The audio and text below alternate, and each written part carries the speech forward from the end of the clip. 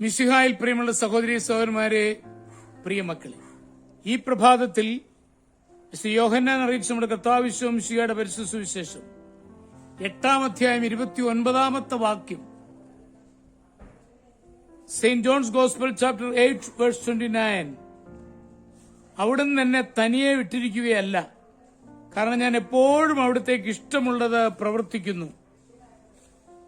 നാം ഒറ്റപ്പെട്ടു പോയി ഏകാന്തതയിലായി എന്നീ വിധത്തിൽ ചിന്തിച്ച് ഭാരപ്പെടുന്ന അവസരങ്ങൾ ജീവിതത്തിൽ ഉണ്ടാകും.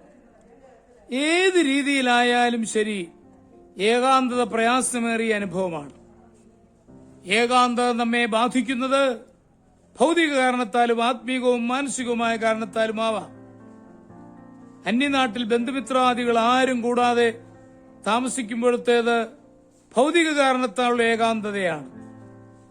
വേറൊരാൾ സ്വന്തം നാട്ടിൽ തന്നെ സകലരാലും വെറുക്കപ്പെട്ട് ജീവിക്കുകയാണെങ്കിൽ അയാൾക്കും ഏകാന്തത അനുഭവപ്പെടും.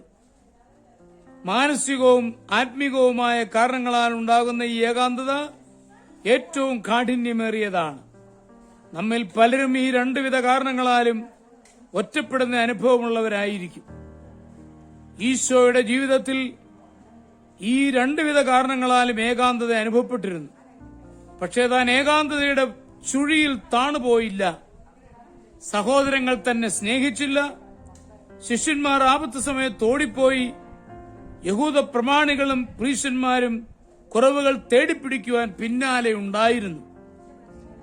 ഈശോയെ അതൊന്നും അലട്ടിയില്ല. എന്നെ അയച്ചവൻ എന്നോടുകൂടി ഉണ്ട് എന്ന് ഈശോ പറഞ്ഞു.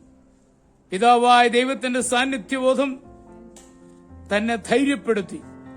ദൈവസാന്നിധ്യത്തിൽ വിശ്വസിക്കുന്ന ഒരാൾ ഒരിക്കലും ഏകാന്തതയുടെ ദുഃഖം അനുഭവിക്കുകയില്ല.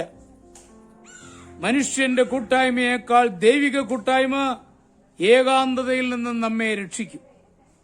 പിതാവായ ദൈവത്തിന്റെയും ഉയർത്തെഴുന്നേറ്റ ഈശോയുടെയും സാന്നിധ്യം വിശ്വാസത്താൽ അംഗീകരിച്ചാൽ നാം ഒരിക്കലും ഒറ്റപ്പെട്ടു പോയി എന്ന് ഭയപ്പെടാനിടയാവുകയില്ല. ആപത്ത് കാലത്ത് മനുഷ്യനകന്നു നിൽക്കും, എന്നാൽ ദൈവസാന്നിധ്യം നമ്മെ വിട്ടുപോവുകയില്ല. ദൈവസാന്നിധ്യം നമ്മുടെ ഏകാന്തതയെ ഇല്ലാതാക്കുന്നതാണ്. എപ്പോഴും ഓർക്കുക, എന്റെ തമ്പുരാൻ എന്റെ കൂടെയുണ്ട്. ഏത് നിമിഷത്തിലും അവന്റെ സാന്നിധ്യമുണ്ട്. ആ ബോധ്യത്തോടുകൂടി എന്റെ ജീവിതത്തെ നയിക്കുവാൻ എനിക്ക് കഴിയണം.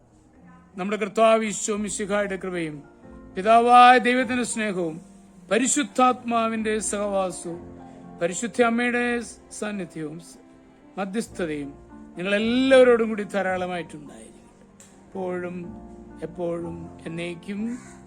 ആമേൻ.